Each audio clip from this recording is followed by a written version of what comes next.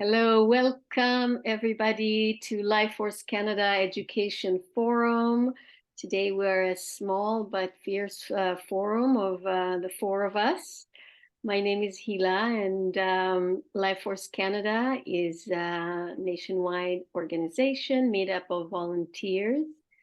We have our Monday calls that are facilitated by Karen Klassen, and she brings a lot of wonderful and important information from natural law to homesteading to our monetary system and what's next, all of the issues that we want to be informed on. So I encourage you to check out the Monday Zooms, and then there are other Zooms that focus on private membership association, energy, agriculture, the economy and the new economy of exchange.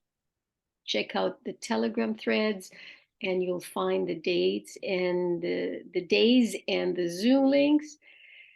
So today we've started with an open discussion, and I'm just going to let the discussion flow. We're going to continue, and then I will take a moment to show a few excerpts of some things that I found that were hopeful, because honestly, for me, in the past few weeks, I'm feeling this deep sadness of processing everything that is happening within school systems, not just in Canada, but around the world, with respect to the soji material, the drag queen, and that culture that is infiltrating.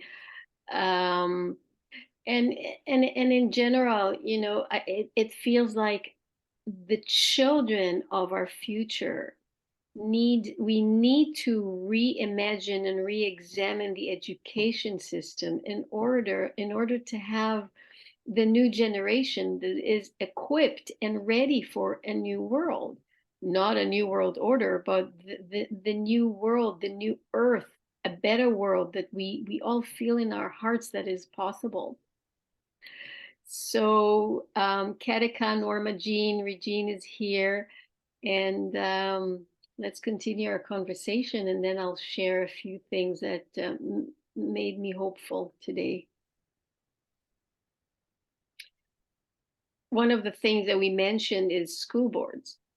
And Norma Jean, do you want to share what you just we talked about in Chilliwack in British Columbia?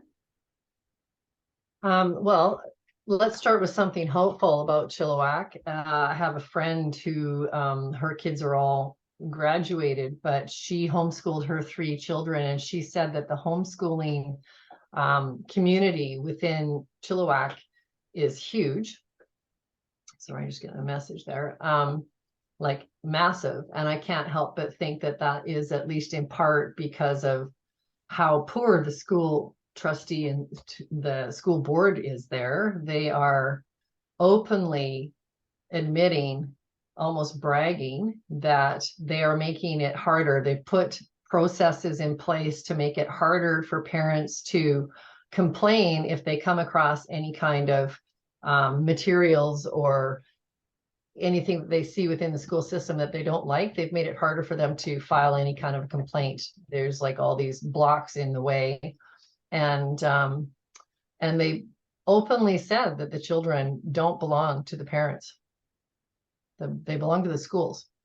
So that's a bit disheartening and discouraging, but like I said, there is some hope there, because it does that district has a huge homeschooling community. Here, I'm gonna share the screen, and I'm gonna show this little video. Oh, the one from Chilliwack? Yep. Give me just a second. Okay. Can you see my screen now? Yep. Thank you. So what we've done is we've thrown a couple of obstacles at parents in order to make it just a little harder for them to be able to find the process if there is material that they find objectionable. The children belong to the parents. It's their right.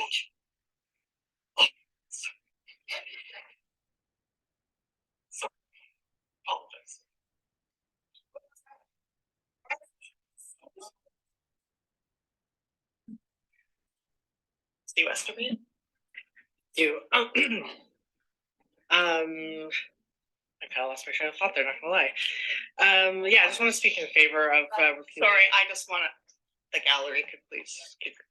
This is why getting involved in your local politics is so important. These are board trustees voted in by you. We need to make sure we know who is in our schools if your children are in our schools. And if you're not agreeing, voice your opinion or pull them out.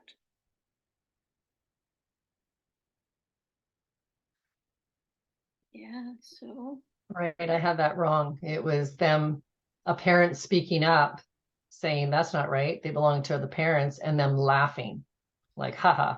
So you couldn't hear the parent that was saying that. yeah, Apparently, I've seen another video clip from one of their committee meetings with the same chair, and there was a grandparent that wanted to speak up about yeah, the books that have those pornographic scenes that are related to the SOGI curriculum, and she immediately shut him down, shut him up, and asked. She literally closed off the mic and ended his part, his right to speak up. That was yeah. I saw that one too. She's pretty awful. She is the main trustee, isn't she? What's the word for that? the head of the school board there. Yeah, and there's lots of video footage of her doing stuff like that. Sorry, we're not talking about that. Click, your mic's turned off. What? Oh, it's a public forum. What? Yeah, Crazy. shocking. Very shocking. I was sharing earlier with Katika that in a school here nearby where I go and pick up my group of kids from my after school care, there's the flag, the rainbow flag with the, LGBTQ plus and SOGI and, a bit of an information. And it's right there in the corridor. And I thought I'll ask some parents and see what do they know about it if they got any information. And every parent I was asking, they have no idea what I'm talking about.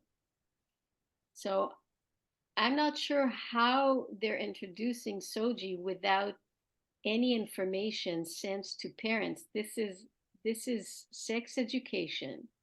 This is something that is sensitive and can be controversial, and yet nothing sent to the parents. It's sort of covert. It's done without notifying. I don't know. To me, it's shocking.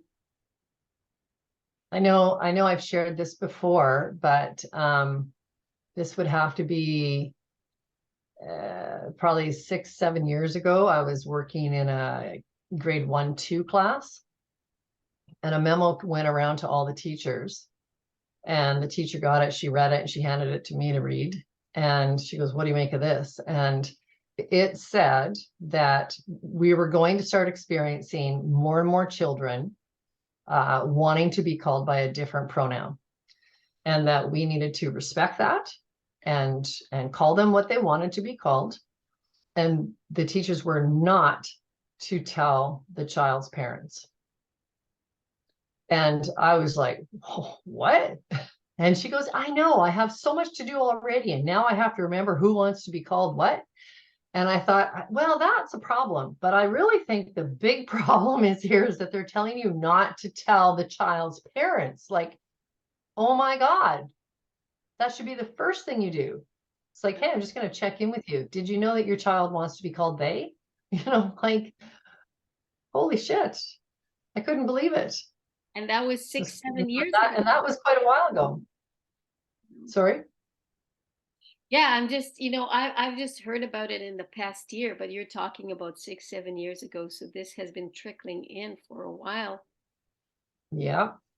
Yeah, because that was prior to COVID, and COVID started 3 years ago. So I'm going to say probably about 5-6 years ago. Go ahead, Katie. Crazy. Thanks, Mom Jean.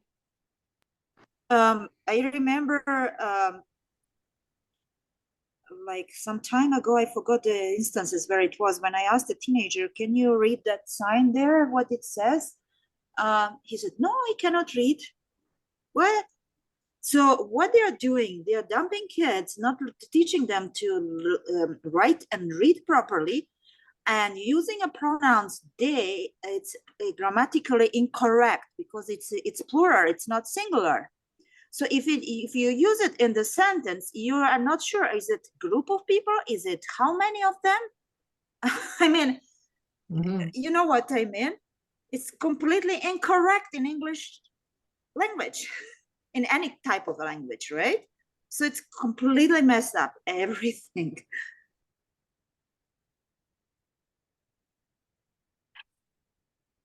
Taking a deep breath. Well, there's a part of me that feels that there are probably teachers out there that understand and see where this is going, and they're not going to cooperate with that. So this is something I'd like to believe in. And I want to share with you this beautiful interview from the High Wire with Del Bigtree, and he is interviewing a couple who's she's the head of a private school that they've started a few years ago, not that long ago, in Florida. And when COVID started, she had this gut feeling that something's going on and it's wrong, and she refused to go along with masking children because in their school, it's one of the main thing that is part of their manifesto is to honor children, to respect children. And again, she immediately researched about the mask and what's happening and realized, no, that's not going to be a problem here. So I'm not following that. And the same with requiring the shots for the staff. And so she was going through some, smearing in the media, and she got a lot of backlash from parents and families left, but she persevered. She did not give in because that's what she believed in. And lo and behold, more families joined the school. And they're now in the second phase of they've bought a land, and not only they are following their educational philosophy of small classrooms, meditation, emotional emphasis on emotional intelligence, in addition to the subject in the curriculum, but now they're into teaching the children where food is coming from, how does it grow, and it's part of their lunch program as well. So let me share my screen and let's watch a few minutes of something very, very beautiful and hopeful. All right, here we go.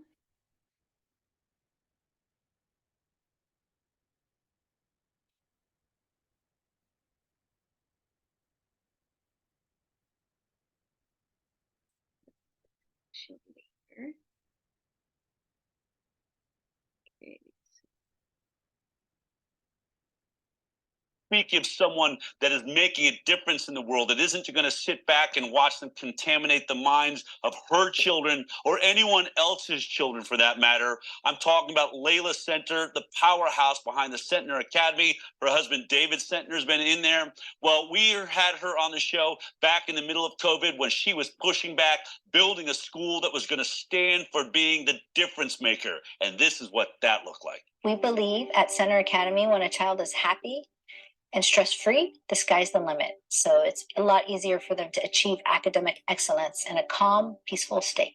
This is the reason why at Centner Academy, we don't have plexiglass. The kids are allowed to be with each other and be as normal as possible. We were invited by the Centner Academy here to come and do PPE and respiratory protection training for all the staff and the parent. This is not science. The science is there. The studies are there.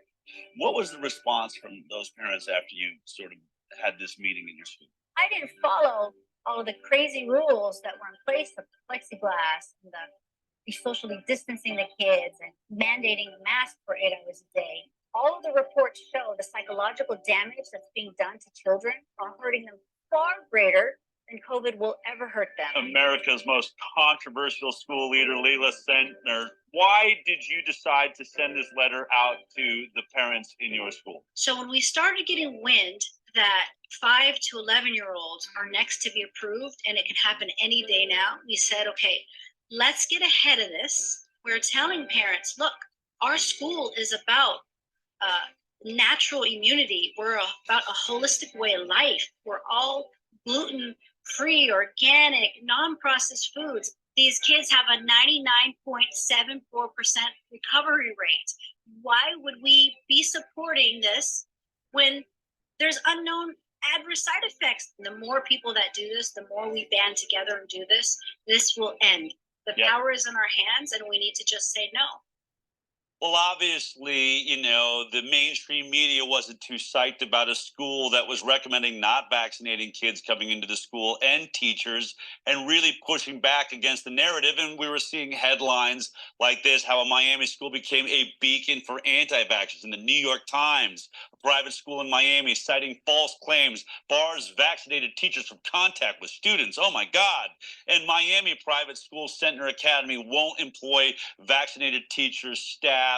Obviously, I love this idea. I think it's fantastic. And you know what? You can work somewhere else. Well, Hila Centner took all of that heat from the media, and from there, things only exploded and got bigger, more and more people wanting to get to her school.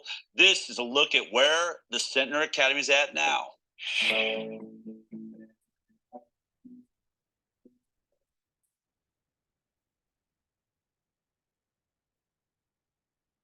Centner Academy was one of the very few schools that went back to school in September 2020.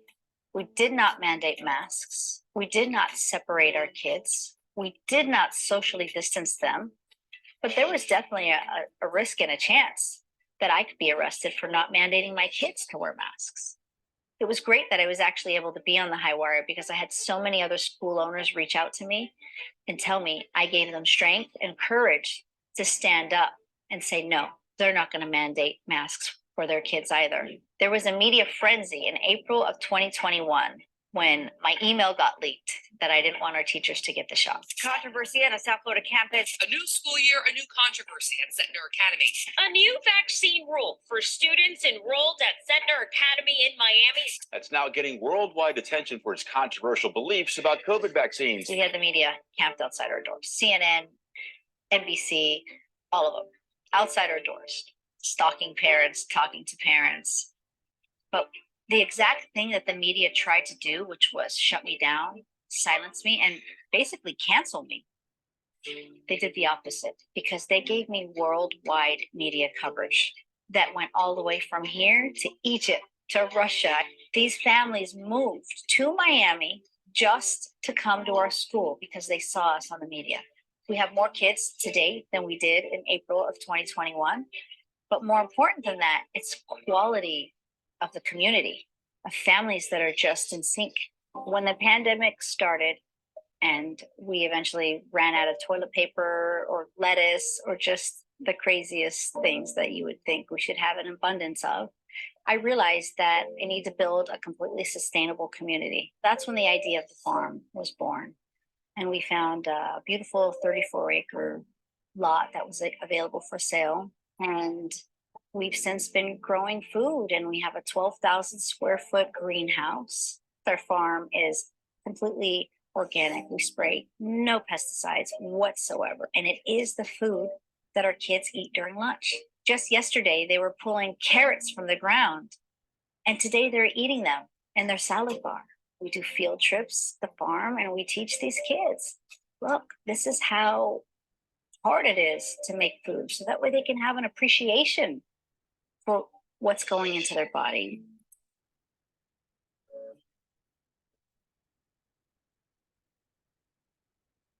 Here at Regenerate Farm, welcoming the Centner Academy middle school students, getting them out of the classroom and into the farm so that they can really experience where their food comes from, direct from the farm to their table at the cafeteria.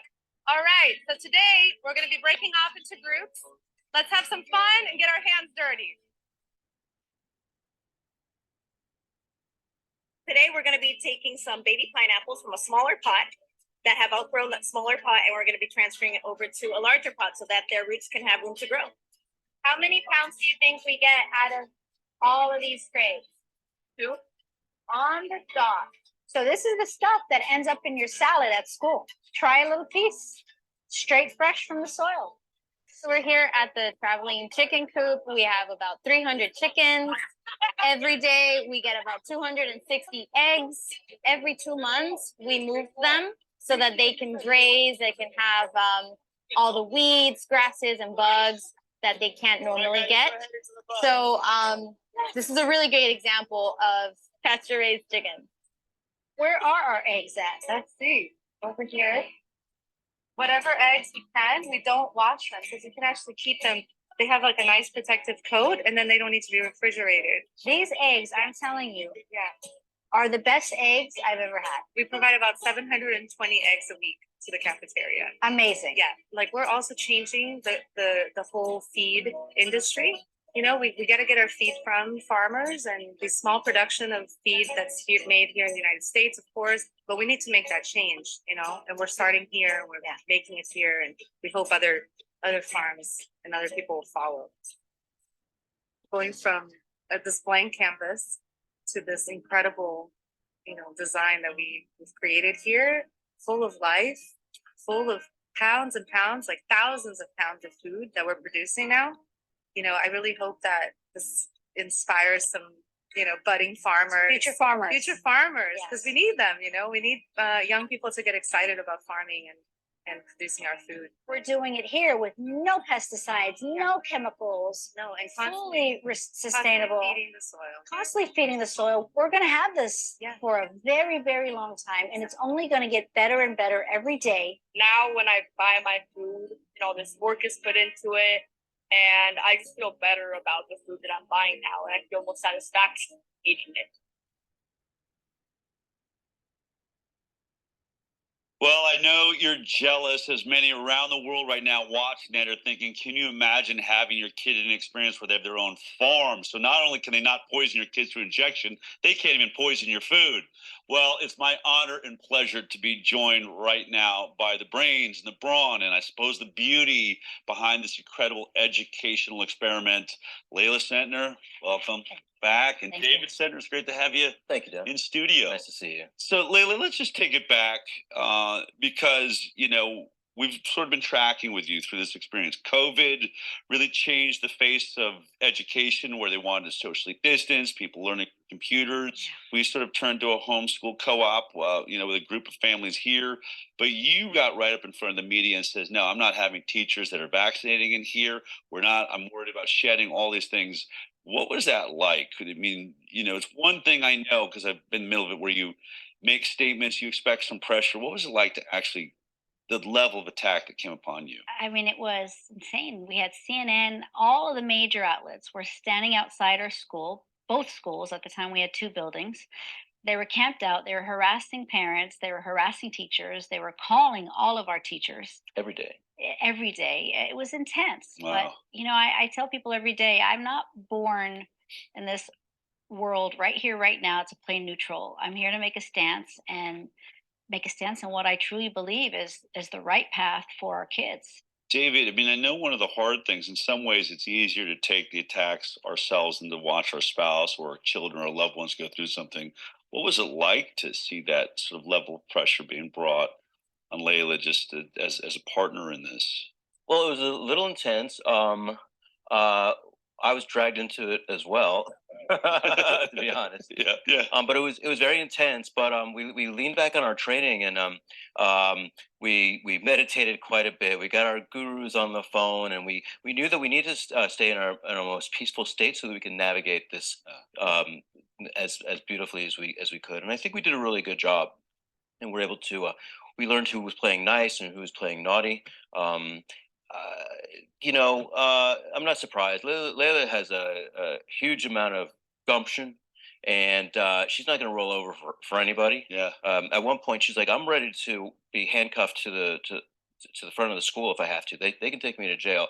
I don't care, and I support her. You know, if it was me, I don't know if I would have you know, the wherewithal to do what she has done, and Yeah. will continue to do so. So she's got a tremendous amount of courage, and I just support her, whatever it takes. My job is to help keep us all peaceful, so we can operate in the right part of our brain and make smart decisions. What Can everybody hear me now? Yeah. Oh, okay. Nice story. Yeah, I just wanted to pause here for a minute and check in with you. How does that make you feel to see this part of the video? It's inspiring. Hmm. I mean, I'm almost feeling like a PTSD looking at the what masks and the plexiglass and all the things that we were told to do.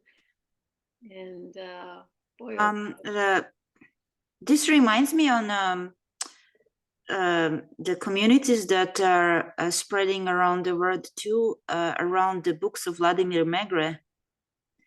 They are called the Ringing Cedars of Russia, but it's not about Russia. It's about living naturally, and among other stuff explained in these books is also the natural type of education that is right what this couple is doing, and Layla especially, and also teaching kids how to grow food and even build houses and all these life skills and everything, and encouraging them to express their talents and to do whatever they are talented for.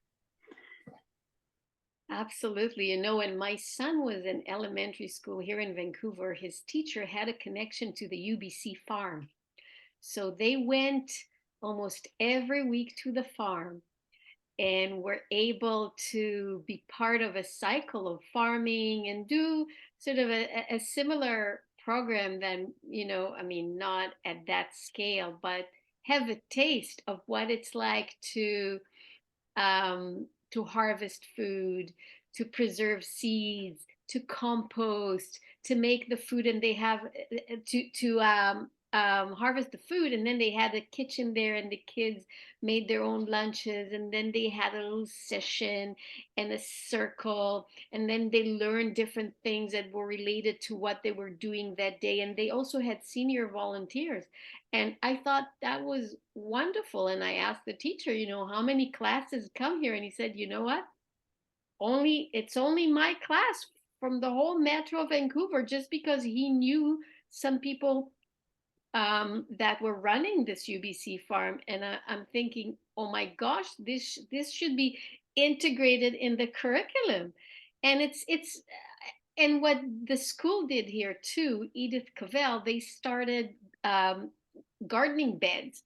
So they did grow some food on the school premise as well. I think it was inspired by the UBC farm. And then grade 8 comes, and my son goes to the high school here. And I thought, okay, I want to see what the high school looks like. And you're thinking, okay, maybe, you know, they've started something wonderful in elementary school that combines farm and food and the school and learning. I wonder if that continues in high school. And I just entering the building, I was just feeling the energy of an institution, fluorescent lights, nothing was welcoming. There were there's like grassy fields for sports, but nothing to grow food. And I went to the cafeteria, and I wouldn't call food to what they were selling there. So we were a group of parents, and we thought, you know, there are so many farmers not too far from Vancouver that we can. There was a project that was called From Farm to Table. And we thought, let's get the kids, have some awesome food, get to know some farmers, perhaps have some field trips to the farms around. Like, it's so important. It's imperative to know where your food is coming from and who are the farmers, and do some work. As she said, get your hands dirty a little bit. And so the principal that we were talking to in the first year was quite open.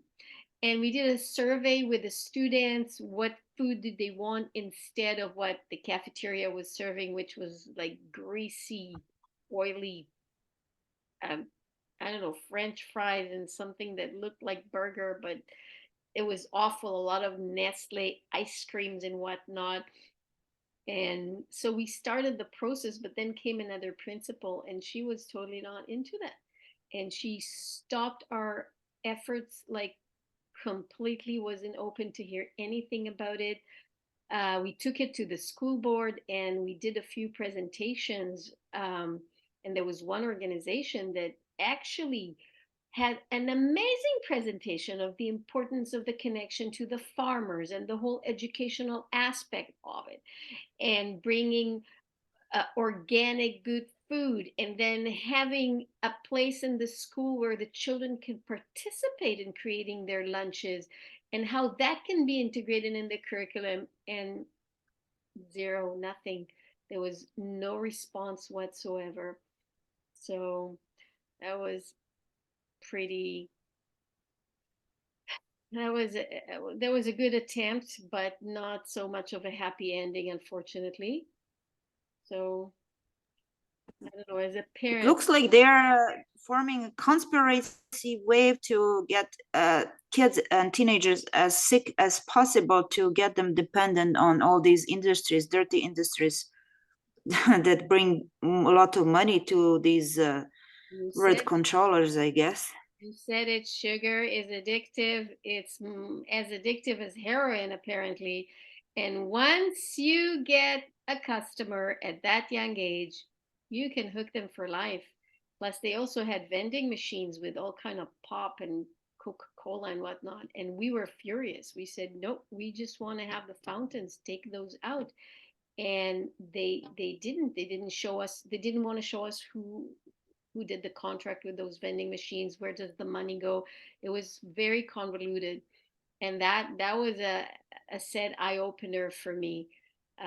It is for profit education system, and it's not about the well-being of our children. It's not about educating them about what's right and what's healthy. You said it, it's creating future customers for the corporations and get them hooked on sugar and on all the products that they sell. That's unfortunate. My wish is that parents will wake up to that and make a change, or as Norma Jean shared, move to homeschooling, learning pods, everything you can do. I mean, it's not easy, I get it. Some parents, not all parents can afford private schools or even homeschooling, but I say it's worth finding a way, creating a pod so it's not on one parent alone. Yeah. And there's a lot of support out there that helps people who want to move into homeschooling or who want to move into learning pods. There's so many communities out there that, I mean, I'm part of so many homeschool Facebook pages because I share like free content all the time on there, and they're everywhere. They're all across North America. And, at that one protest that we spoke at, like I said, it's like you can either sacrifice your family vacations and, cut back, tighten the belt, all that sort of stuff, and make those sacrifices, or you can send your kids to public school and make them the sacrifice. And, that sounds so harsh, but the more the more this craziness is getting worse and worse, the more I feel strongly that we really, when you leave your kids in public school, you're feeding them to the wolves. Yeah, that's hard to hear, and there's truth in it. And I do want to say that I do meet some awesome teachers, and I know, absolutely, yeah, and they can't even say that they're not following the narrative, but I know they don't. So also that's my hope too, that from within the system, teachers will start to speak up and stand up for the children, for sure. Shall we continue a little bit more? Let me see. I want to show you the rest of the video that they did when they visited the school. So let me find it for us. All right, here we go. Nutrition. And they heal people. I love that. You know, Layla, one of the things that I think I've been saying on this show is, in some ways, you know, I say people say, well, aren't we supposed to like protect our children, make sure that they live in a fantasy space as children? And I've been saying, I think that that's great under certain circumstances, but in many ways, we are living in a war now. This is a wartime period to be alive. Our children are under threat. There are threats all the times of laws where teachers might be able to take your kid, get them to agree to a vaccine without you in there. There's a lot of different, teaching practices where they are saying your parents don't know what they're talking about, don't listen to them, a real division on the family. And under those circumstances, I feel like we've got to start preparing our children at a younger age, because we can't be there all the time and can't, and one of the things that was amazing about what you're doing there and what, David, is this idea of really bringing sort of, in some ways, the adult out of the child through marketplace ideas and businesses, which is why when we were there, I was really psyched to see that you sort of put this marketplace for the children together. So for those of you that want to think, where does education go? Take a look at, business. Imagine if your kids knew how to run a business in 3rd grade. Watch this.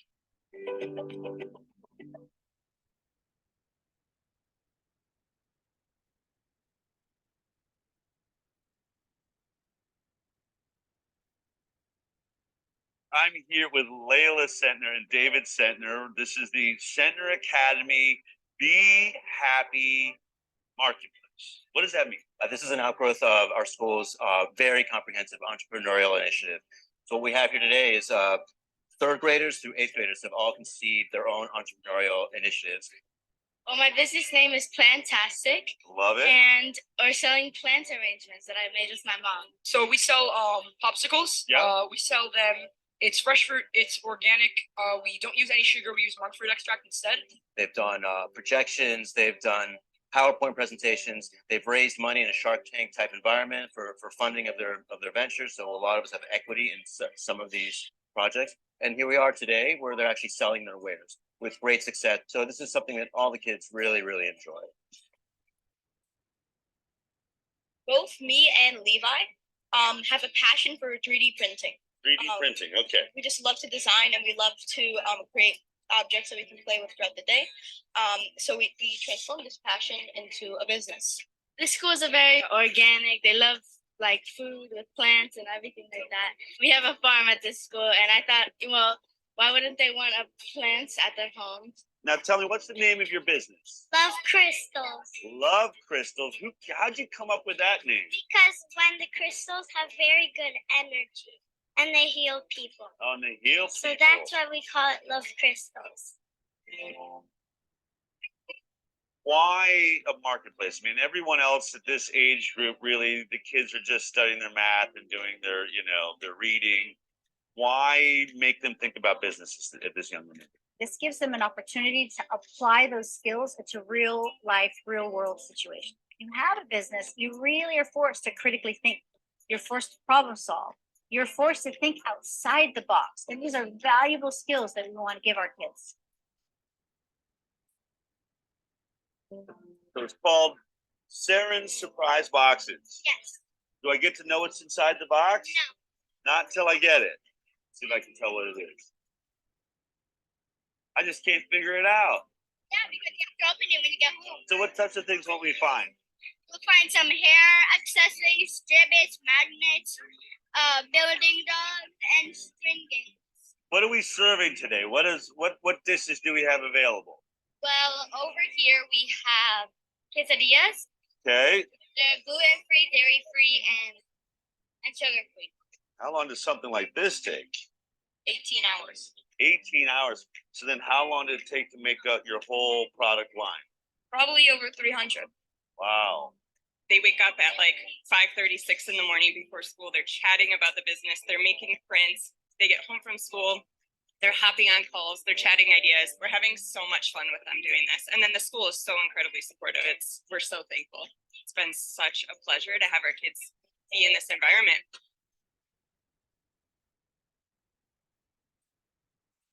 What was the best part? What did you learn the most while doing this? I learned a lot about numbers, ROI, and we had like a little Shark Tank. What does ROI mean? Return on investment. Oh, okay. If you sell everything here, what would be your total profit? I'd say it's like somewhere, around $1,000. Our total like gross profit will be about $300. Basically made $577. $1,175. And then do you pay your investor back? We gave them a percentage in our business for the amount of money they gave us. I'm gonna probably invest it back into the company so our next marketplace can be bigger and better. Now, so many other kids in school are just doing math and reading, and you guys are running a business. Do you think that's a good idea? Yeah, Why? because when you sell stuff, you could make money and help your life. How about for you? What do you like best about running a business? That you get to earn money and give it to charity. Oh, you're going to give it to charity. All right. So, Abuela's Kitchen. How did you come up with that name? We came up with the name. Our grandmas, they like make really good food, and most of them like come from Spanish heritage, and like they made these foods a lot, so we wanted to share this with other people too. I like making everybody happy Seeing the look on their face when they when they buy my surprise boxes. This is something she bought from one of the stores. Let's see what you bought, my love. This is our 5-year-old. It looks like there is a table that sells recycled artwork. They clean up the beach and they turn it into art. And so it's our way to support their efforts of cleaning up the beach. love it. Everybody seems to be having such a great time. All these smiling faces. You know what? Don't get angry about what's happening in the world. Do something. Yeah. Build your own system. Build your own community. We're building a community. We're building our tribe. You know, being there and watching.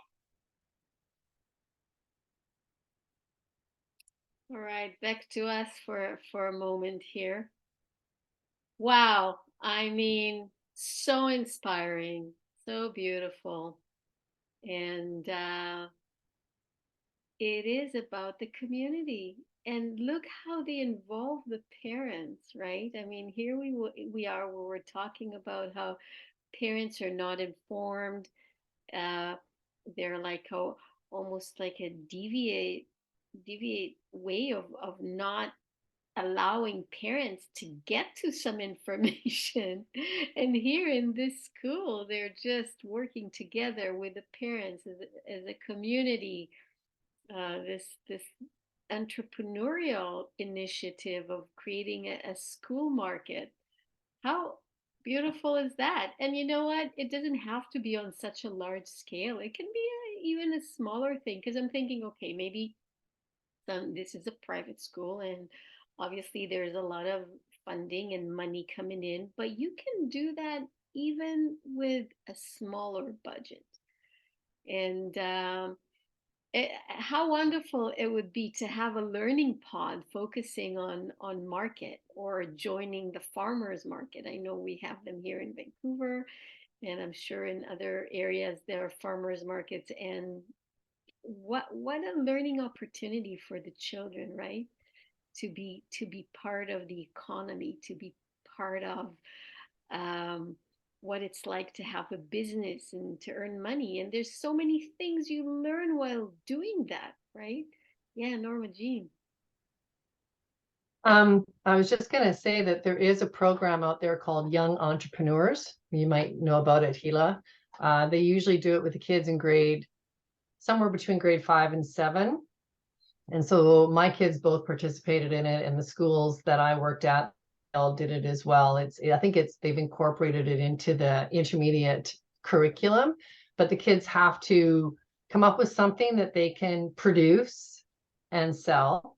And to do that, they have to look at what materials cost and, blah, blah, blah. Like they have to do a business plan, basically, very basic, but, and then the gym gets set up and everybody's got their display tables and the whole school gets to come through and buy. It's a big deal. Like it's pretty exciting.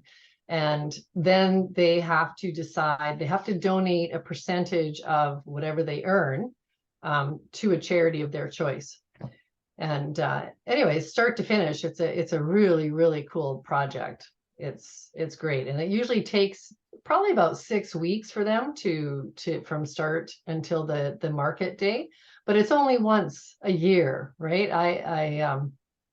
And I think there's a lot of value in it for kids, but it would be better to see it as a more ongoing thing, but anyways, it's cool. Young entrepreneurs, good program. Oh, yeah, wonderful to know. Okay, great. Okay, let's continue a little bit more and then we'll come back to our discussion. How excited those kids were. And I just thought probably the biggest question I had, in my ADD, ADHD space. I mean, I was never diagnosed with that, but I had trouble paying attention because I was like, where am I going to use this? Like, how am I using this information? And here at a very young age, you've really got kids thinking about how they're going to use their math, how they're going to, present ideas. What do the parents think of this experience for the kids? They love it. I mean, did you have any idea what ROI meant at 12 years old? No, I mean, definitely not. The fact that these kids understand revenue, they understand growth profit, they're being empowered because we don't know what's going to happen 6 years from now, 7 years from now. And so if these kids can take care of themselves when they're adults, yeah, to navigate the world if it gets crazier and crazier, we're just empowering them to be able to be anything that they want to be. And so we start these skills at a very young age, and it's fun. It's fun watching them. It's fun seeing the sparkle in their eyes. We sold our company over 5 years ago now, and to me, this is it's so enjoyable to see how it feels to empower a child with such knowledge. And I wish I had that as a child. Yeah, I mean, and when so many of the kids were talking about how now when they see products they're talking about in the store, it made them think, how long did it take to make that? What are they charging for it? And then that they start guessing at what the cost might have been to make that. I mean, David, obviously you're successful. You both had a very successful business. When you think about children starting out there, does this, and think about America exceptionalism, right? Something that I think we've all but kissed it goodbye. Do you think this is a way to sort of bring our nation back around? I think we've kind of lost touch with just everything that's happened around us. We live in a service society where everything's taken care of for us. We have very little thought into how things are made. When we're at the farm and I see a kid pull a carrot out of the ground, I know that we've changed a life right there in front of us. That forevermore, whenever they consume food, for example, then they'll put some thought into how was this made, how did it get here, how is it stored, what other ingredients and additives were put into this. So I really think that I think we're on the right track. I think these patterns and trends are only going to persist with big pharma, big food, big ag, big oil, big tech. So what we're trying to do is just open people's eyes, open these children's eyes, and so they can navigate the world in a better way with alternative perspectives. I'm curious, when we see this incredible farm that you've built, and now it's sort of moving through the kitchen and the food, are all the kids on a meal program through that food, or do some people bring their own food? No, we all the kids at our school eat the food that we serve, and mainly because we're trying to teach the kids how to eat as well. Unfortunately, schools all over the country are feeding kids with processed food that's filled with glyphosate, all these different pesticides, gluten, just carbs. And so when they're at school, you can't focus if your body is being filled with just contaminants. And we're teaching the kids. So if kids bring food from home, unfortunately, there are a lot of homes that parents don't have this knowledge. Yeah. And so we want them to be clear. We want them to be focused. We make them the snacks at school. And we also have classes where they learn about nutrition. They learn about healthy choices, and they understand why we don't give them anything processed, why we source all of our food organically, why we want to make sure that they're not eating Roundup in their vegetables. Yeah.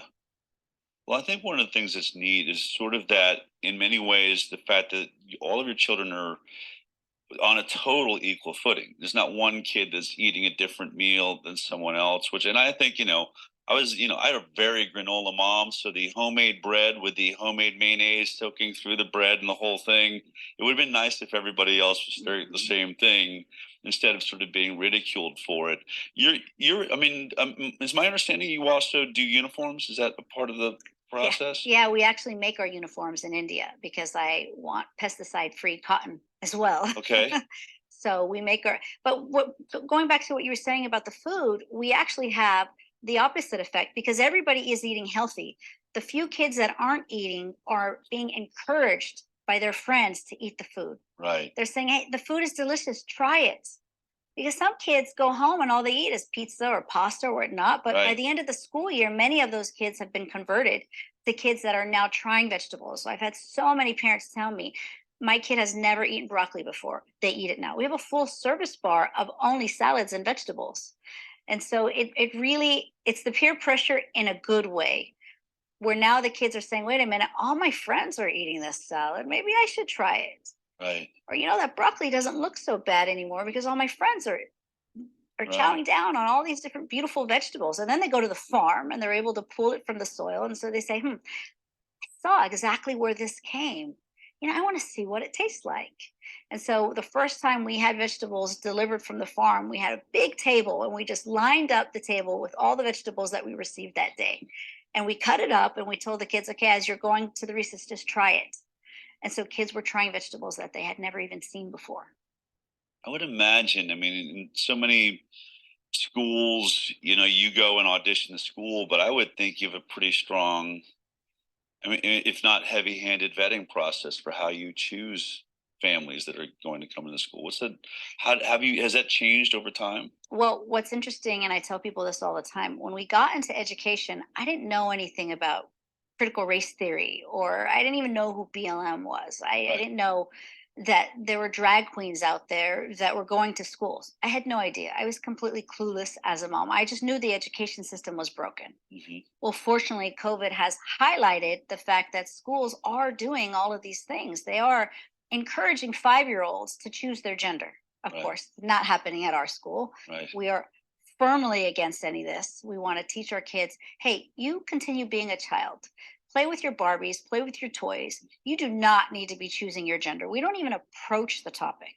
We stay clear away from anything that's sexualizing our children. In fact, we tell parents all the time, look, it's your job to teach your kids sex ed. These kids are young. They're between 2 years old to 8th grade. Next year, we're opening high school.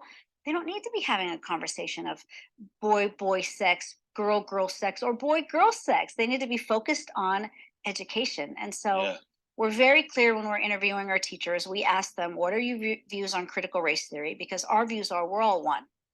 We follow Martin Luther King's philosophy of no one is to be judged by the color of their skin. Our kids look into each other's eyes. They look at the soul of the other child. And they look at us as one.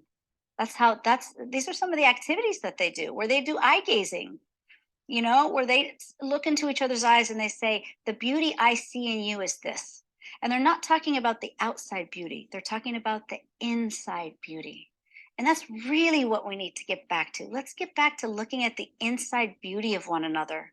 Let's stare into each other's eyes. Let's see our souls. Let's stop talking about the color of our skin, because that's not what Martin Luther King fought for. Right.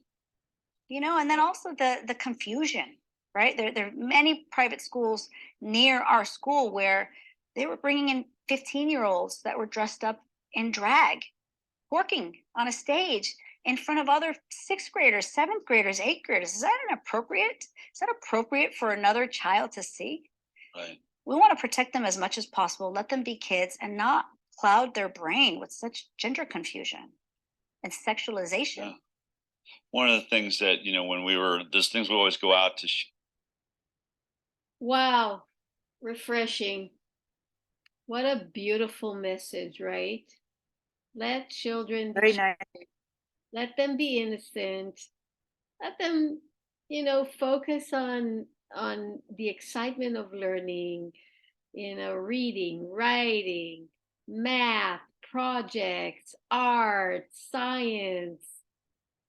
And at the right time, I'm not against sexual education, but with parental consent and in a way that is not imposing any gender ideology on the kids. Any comments on what we've just watched? It would be nice to have a society where these kind of schools are majority, and these ones with indoctrination of kids that to be just a small minority. That would be really nice. Absolutely.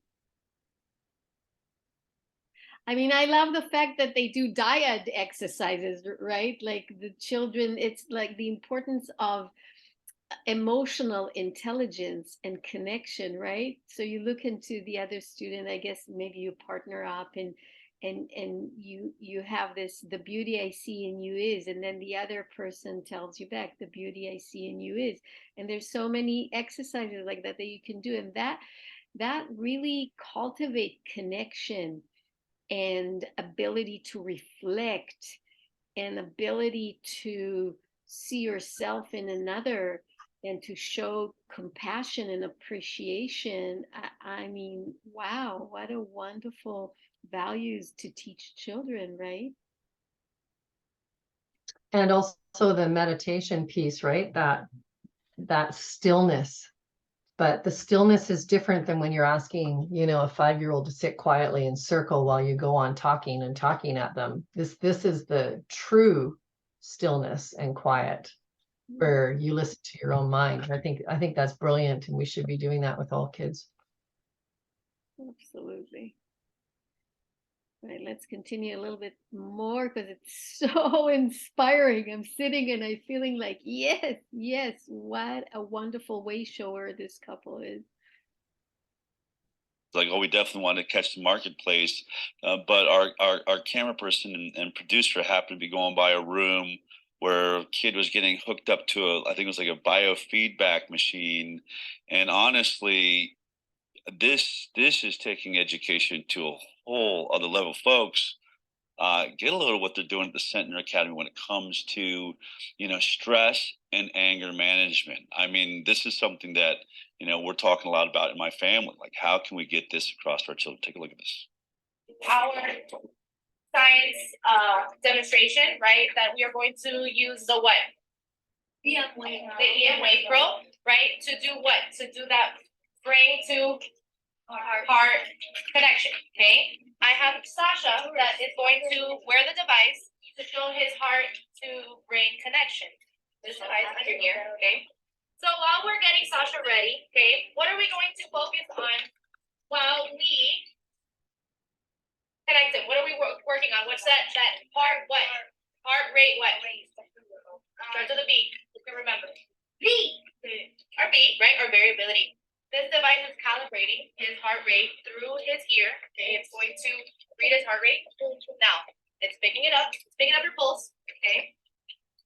Your heart rate right now is currently at 75, 72, 90 per minute. Okay. Ready to do this, Mr. Gillerman? All right, let's close our eyes, okay? Now we're gonna put ourselves in a stadium. It's really dark in the stadium, okay? Then all of a sudden, the lights turn on, big bright lights, and you find yourself standing in the middle of the stadium. And as you look up and you look around, you notice the stadium is full. 100,000 people are in there and cheering. And as you start looking around, you realize it's the final match of the World Cup. And you guys are now, it's in the 80th minute and the 82nd minute and the 84th minute. You guys take a break for a second, you're looking, and you realize the score is tied. All right. And so as the time clicks and clicks away, you're now approaching the 90th minute, 2-2. And so the ball is passed to you and you're running, you're coming around the side and you got an open shot and you see that net, the goalie's looking nervous, you're getting there, you're charging full speed, and all of a sudden you stop and you kick and the ball flies and it goes all the way over the net, and you missed as it hits the 90th minute. But wait, there's a call, it's a handball. You get an opportunity at a free kick to win the game. close your eyes, and you envision yourself making this goal. So you walk up, you point to the sky, you look down at the ball, you charge. And as you strike, it's a perfect kick, perfect velocity, right to the left-hand side of the upper net, and it goes in, and the crowd goes wild. You win the World Cup, it's all on you. You run with your hands in the air, you slide. Everybody's crying and cheering. How do you feel? Good. Let's look at the patterns, right? How did he start? His heart rate pattern was at a nice calm, right, pattern. Then Coach Josh just started getting in his head and started making his heart rate, saying things to make his heart rate go what? Faster. So it looks like, right, if we notice, look at his executive state of mind after he's bringing himself back to that coherent level, right? Causing him to come back to which state of mind? Well, Jake is the what? The executive state. Honestly, like this idea of hooking child up, and then some of it was very stressful for them, and they watched how the heart rate went up. Some of it was exciting, and then discussions on like what types of thoughts you'd have to bring that energy down. Where did you even think to do this with children? I mean, so it's interesting because when we sold our company, we decided to go on a spiritual journey, and we went off to India. And when we went to India, we started to learn how to master our own breath. And we started to learn how to understand our own emotions and how to bring awareness to that. And we started to learn tools on how to bring ourselves from a stressful, anxious place down to a calm, peaceful place. And I had the biggest aha moments where I thought, oh my goodness, I'm 41 and I'm learning this. How more powerful would I have been as a leader if I would have learned this as a child? Yeah. How to master my own emotions, how to pull tools out of my own pocket and say, okay, I'm very anxious right now. I'm going to take myself to a calm and peaceful place, and I'm going to breathe through this. And I'm never going to be a victim, and I'm not going to blame others for my emotions. And that aha moment, I was so excited. I remember going up to David and I go, look, this is exciting because I know we're on this venture to start this new school, but I've got a foundation that I think is going to give our kids the strongest mindset ever possible by teaching them this at a very young age. And so our kids start to learn breathing techniques starting at 2 years old. Wow. And as they get older, they actually learn about the brain. So they learn if you're in the survival state, where is that at in the brain? And what does that mean? When you're in your survival state, you shouldn't be trying to problem solve. Okay, how do we get from survival state to executive state? Because when you're in that executive state, that's when you can problem solve. That's when you can think creative. And that's when you can be your very best. And so to teach kids how to navigate through their emotions, which as we know can be a roller coaster ride, right? Yeah. And we saw during COVID, there was a substantial increase in suicides and kids with anxiety issues and kids having to lean to medication. But at Centner Academy, that's not going to happen because we're teaching them the skills and the tools that they need. So when the next crisis hits or when their own internal crisis hits, I mean, we know how teenagers are. They go through internal crisis all the time. Yeah. How can they breathe through that? How can they be calm through that?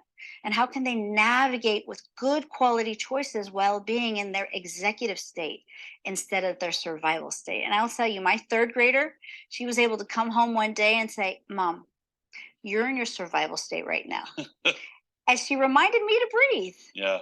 And I thought, you know what? I love this because I want my kids to tell me, to teach me the things that I had no clue about at her age. And I looked at her and I said, you know what, my love, you are right.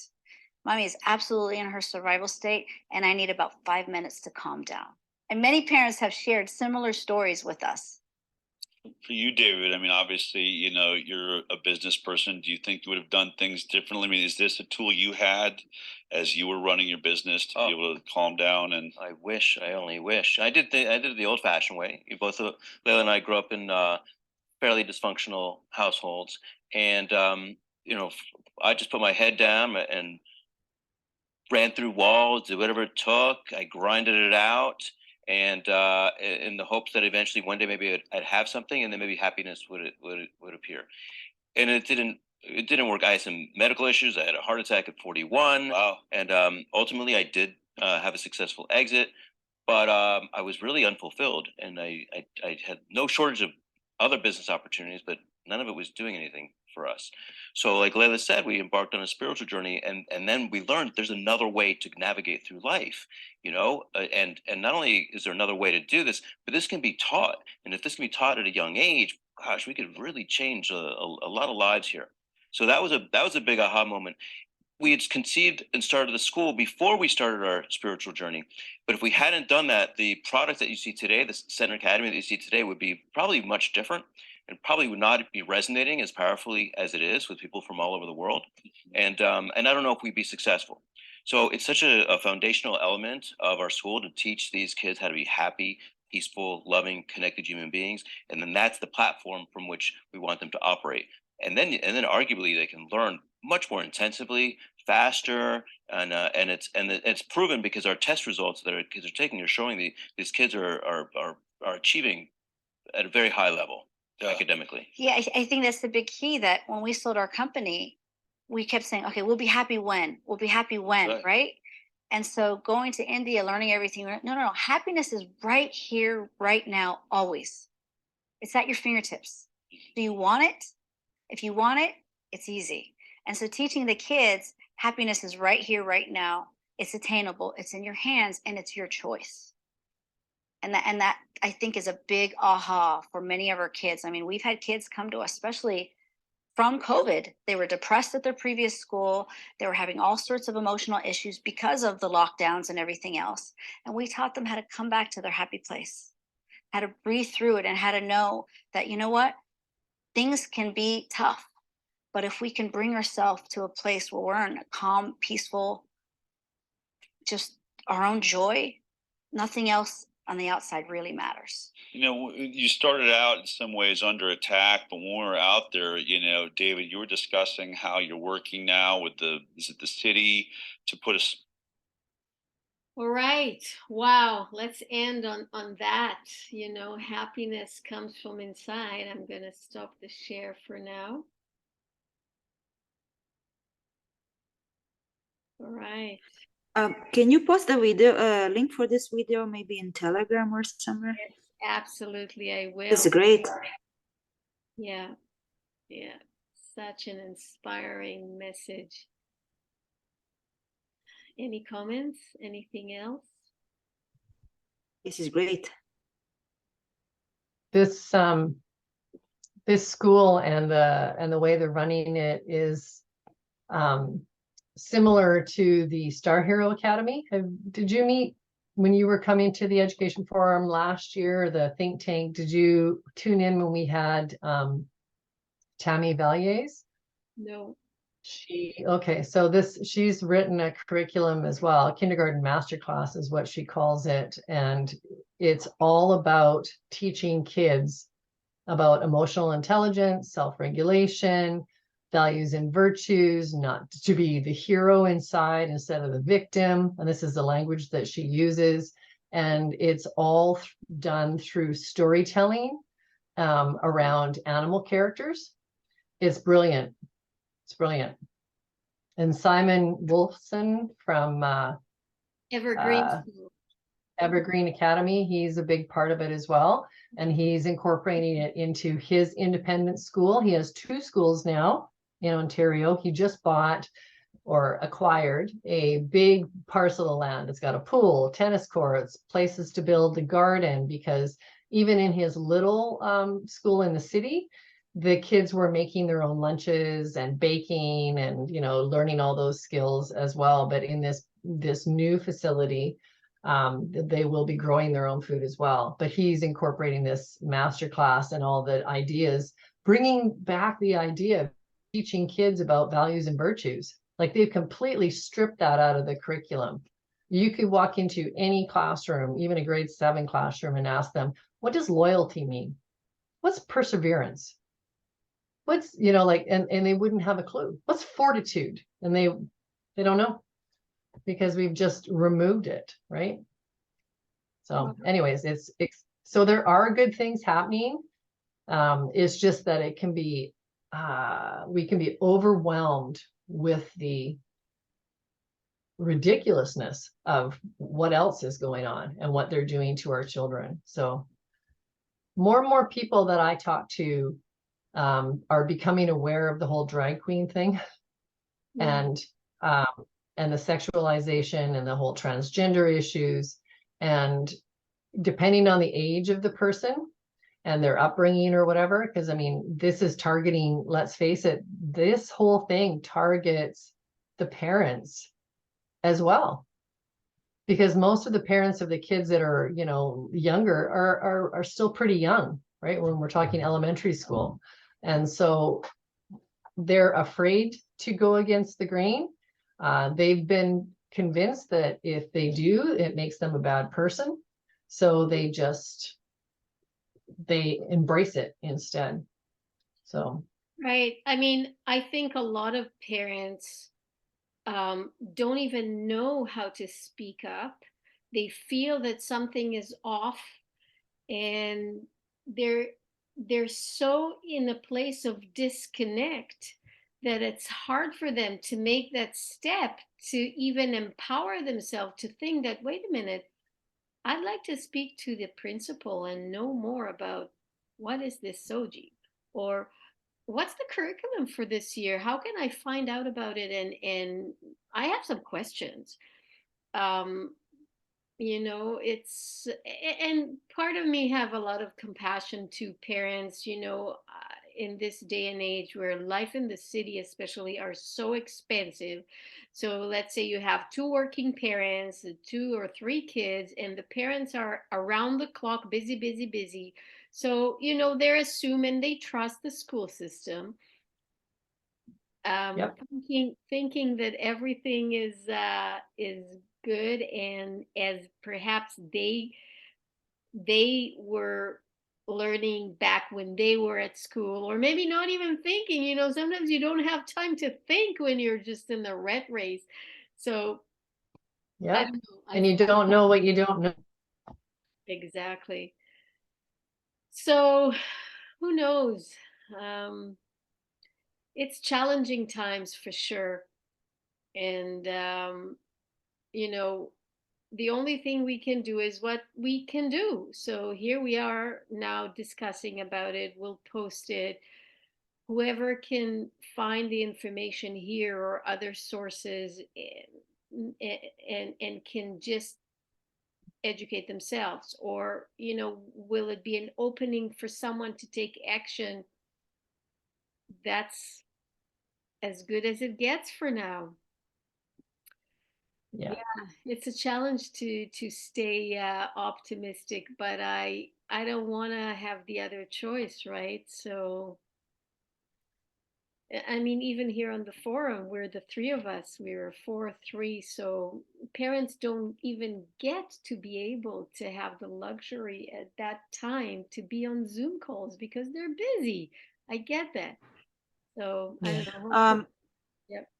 I will try to share in other groups out of Life Force 2 and along the Life Force groups, to at least people can watch the recorded videos to educate themselves too. Thank you, Katika. Okay, well, it was lovely talking to you and getting inspired together by this amazing Centner Academy in Florida. And that's definitely a beautiful way to aspire to have in public schools, private schools, learning pods, get some ideas going, and put them into action. Our children are so important, and we need to protect them, and we want to nurture them and wish for the best future outcome ever. So Thanks very much, Hila. Thank you, Norma Jean. And I am so delighted that you're going to be presenting in our next education forum on May 10th. Great. I shall see you then. Okay. Have a good night. Thank you.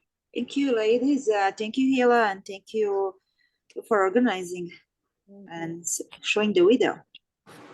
You're welcome. Yeah. Okay, till May 10th. All right. Have a good night. Nice to see you guys. Bye.